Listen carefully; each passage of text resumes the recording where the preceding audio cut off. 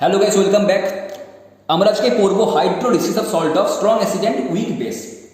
ঠিক আছে, ammonium chloride is a salt of strong acid and weak base and we know that যত salt আছে সমস্ত সল্টে কিন্তু স্ট্রং ইলেকট্রোলাইট, তার মানে সল্টগুলো ডিসোসিয়েট করে গিয়ে আয়ন ফরমেশন করেন।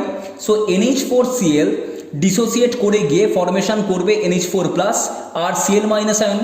এখানে NH4 প্লাস কি, এটা হচ্ছে weak part because it comes from weak base.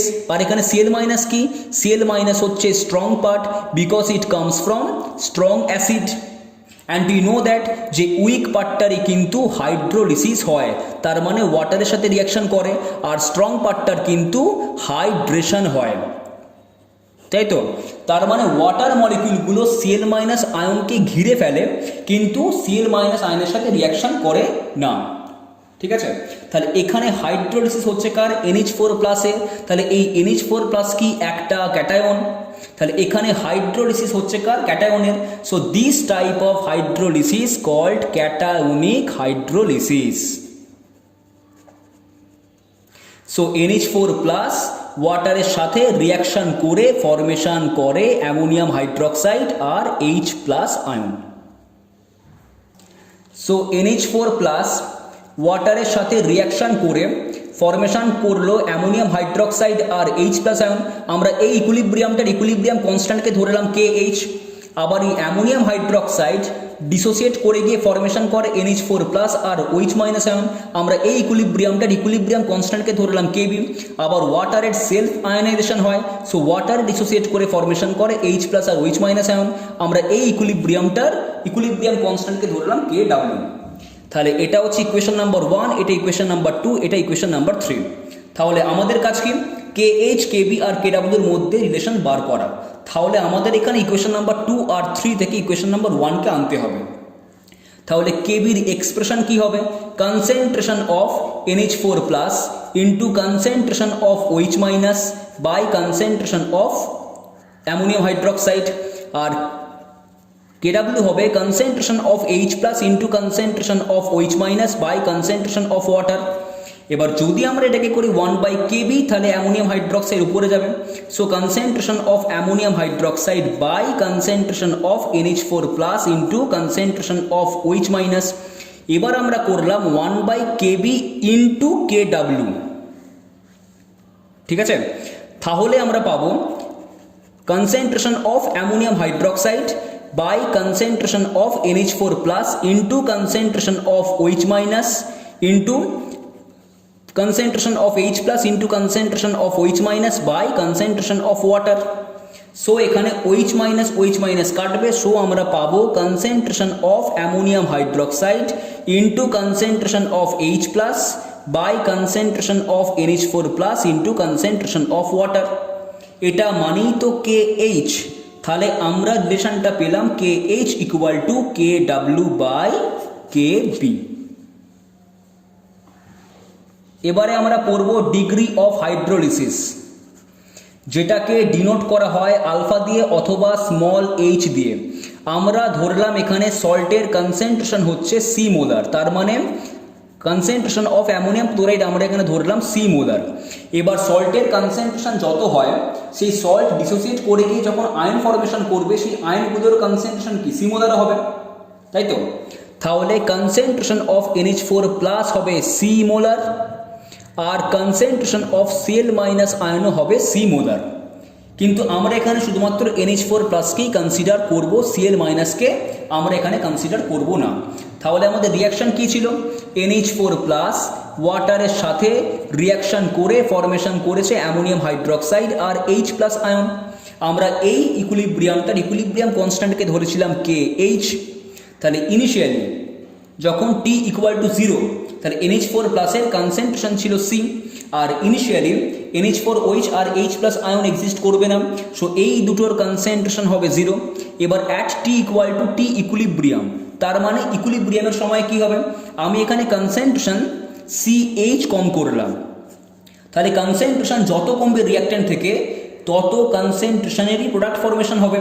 তাহলে এখানে রিঅ্যাক্ট্যান্ট থেকে কনসেন্ট্রেশন কমেছে CH, তাহলে অ্যামোনিয়াম হাইড্রোক্সাইডের কনসেন্ট্রেশন হবে CH আর H প্লাসেরও কনসেন্ট্রেশন হবে CH। এবার কোশ্চেন হচ্ছে আমি কনসেন্ট্রেশন কেন সিএইচ কম করলাম, কারণ আমি চাইছি যাতে ডিগ্রি অফ হাইড্রোলিসিসটা আমরা এইচ পাই, ঠিক আছে। আর এইচ তখনই আসবে যদি কনসেন্ট্রেশন কমে সিএইচ আর ইনিশিয়াল থাকে সি, তাহলে সি কেটে গিয়ে আমরা ডিগ্রি অফ হাইড্রোলিসিস পাবো এইচ। ওই কারণেই আমি কনসেন্ট্রেশন এখানে সিএইচ কম করেছি, ঠিক আছে। তাহলে এক্ষেত্রে কে এইচ এর এক্সপ্রেশন কি হবে, concentration of NH4OH into concentration of H plus by concentration of NH4 plus. আমরা এখানে ওয়াটারকে কনসিডার করি না, ওয়াটারের ক্ষেত্রে অ্যাক্টিভ মাস হয় 1, ঠিক আছে। তাহলে অ্যামোনিয়াম হাইড্রোক্সাইডের কনসেন্ট্রেশন হচ্ছে CH আর H প্লাসের কনসেন্ট্রেশন হচ্ছে CH আর NH4 প্লাসের কনসেন্ট্রেশন হচ্ছে C মাইনাস CH। তাহলে KH আমরা পাবো C square H square by C common নিলে থাকবে C ইন্টু 1 মাইনাস H, তাহলে C স্কোয়ারকে কাটলে থাকে C, so H square C by 1 minus H। We know that 1 এর রেসপেক্টে H very small, so 1 minus Hকে আমরা 1 ধরি, so KH equal to H square C, so H square equal to KH by C, so আমরা H পেলাম under root KH by C। এবারে আমরা করব pH calculation. So concentration of H plus ছিল C into H, আমরা এখানে H কত পেলাম under root KH by C, so আমরা পাবো under root KH into C। We know that KH equal to KW by KB, so আমরা এই ইকুয়েশনে পুট করে দিলে কনসেন্ট্রেশন অফ H প্লাস পাবো under root KW into C by KB। আমরা এটাকে এরকমও লিখতে পারি KW into C by KB to the power half. We know that pH equal to minus log 10 concentration of H plus, so minus log 10 KW into C by KB to the power half. So pH আমরা পাবো minus half into log KW plus log C minus log KB। KW এর value কত, 10 two the power minus 14 plus log C। We know that PKB equal to minus log KB, so এটা মানেই তো PKB, so plus PKB, ঠিক আছে। So minus half into minus 14 plus log C plus PKB, so minus half into minus 14 minus half into log C minus half into PKB, so 7 minus half into PKB plus log C।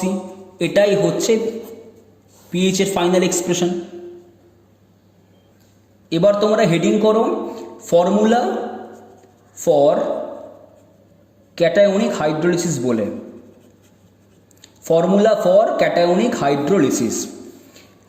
First হচ্ছে KH equal to KW by KB, second হচ্ছে small h equal to under root KH by C, third point হচ্ছে PH আমরা পেলাম 7 minus half into PKB plus log C, আর fourth point হচ্ছে আমাদের ইকুয়েশনটা কি ছিল, NH4 প্লাস ওয়াটারের সাথে রিয়াকশান করে ফরমেশন করেছে NH4OH আর H প্লাস আয়ন।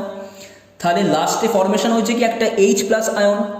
সো নেচার অফ সলিউশন কি হবে, নেচার অফ সলিউশন হবে অ্যাসিডিক ইন নেচার, কারণ লাস্টে H প্লাস ফরমেশন হয়েছে, তাই তো।